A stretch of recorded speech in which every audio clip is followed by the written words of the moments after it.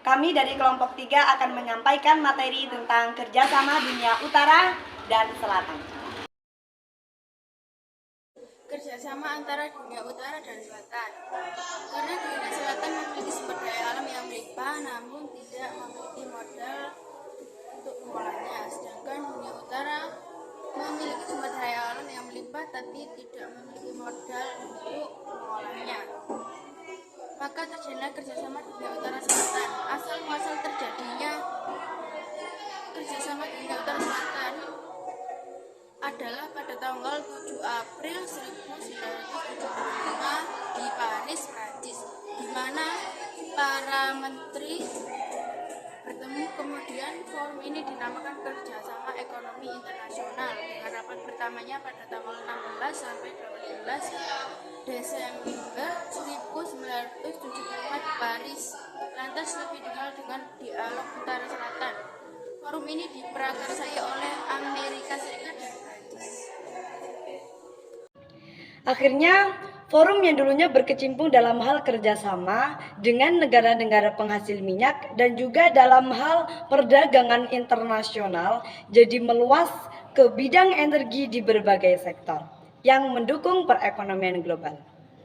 Kelompok selatan terdiri dari negara-negara berkembang dengan tingkat kemakmuran rendah yang terletak di dunia bagian selatan. Sedangkan kelompok utara terdiri dari negara-negara maju yang terletak di dunia bagian utara yang lebih dikenal dengan sebutan G7 atau Group of Seven, yaitu Amerika Serikat, Kanada, Prancis, Inggris, Jerman, Italia, dan juga Jepang. Tetapi setelah Rusia memutuskan untuk masuk, nama yang tadinya G7 atau Group of Seven berubah menjadi Group of Eight. Negara-negara selatan cenderung ingin memperoleh posisi tawar-menawar yang seimbang, mendapat komposisi harga yang adil dari komoditas internasional, dan berharap negara-negara maju dapat memberikan perhatian lebih dan bersikap adil terhadap pembangunan ekonomi di negara berkembang.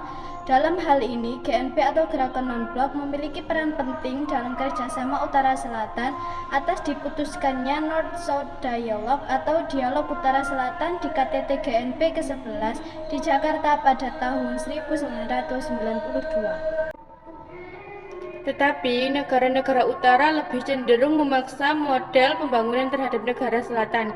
Hal itu mereka lakukan melalui perundingan di lembaga keuangan IMF yang semula adalah sebagai lembaga keuangan untuk menolong pembangunan, malah dipakai negara-negara utara untuk menguntungkan diri sendiri. Jadi Bank Dunia, IMF mengeluarkan SAP atau Structural Adjustment Program yang isinya memaksa negara yang berhutang untuk membuka pasar, menekan kegiatan ekonomi, dan mengurangi subsidi pemerintah. Negara selatan pun menjalin kerjasama selatan-selatan yang bertujuan menurunkan tarif perdagangan dan meningkatkan perdagangan. Dengan begitu, negara utara akan merasa kesulitan mendistribusikan komoditas dan otomatis mereka kehilangan konsumen. Akhirnya, hubungan ekonomi masing-masing perlahan berubah. Dibentuklah dialog utara-selatan untuk mencari kesepakatan dalam menuntut pertimbangan distribusi, kekayaan yang lebih adil, dan partisipasi yang lebih bagi negara-negara berkembang dalam hubungan ekonomi.